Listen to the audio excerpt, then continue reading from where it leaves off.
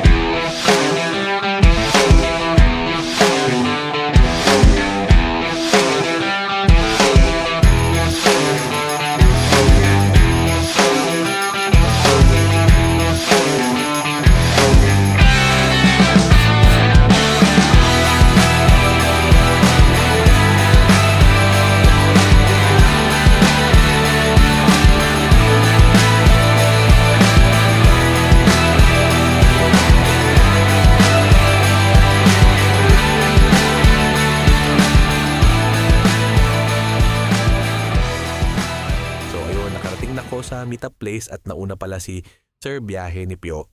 After 5 minuto, dumating na rin si Sir Bigla ang Lakad kaya nag-ride out na kami. Ang unang pupuntahan pala namin ay Mount Barasan, part of Carasi's natural landscape, offering cool weather and lush scenery, especially when combined with the nearby Mount Lamin of Pidig, Ilocos Norte, making it a destination for outdoor enthusiasts. So tara, enjoy!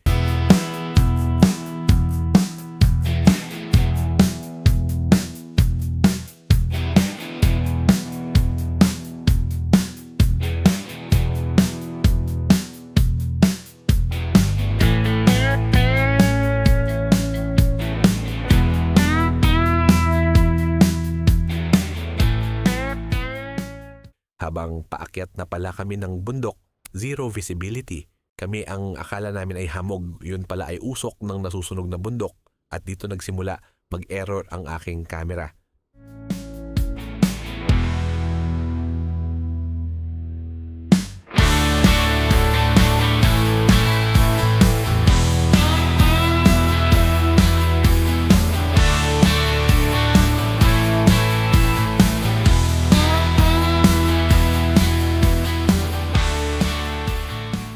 Dito na pala yung part, puro matatarik na ang ahon.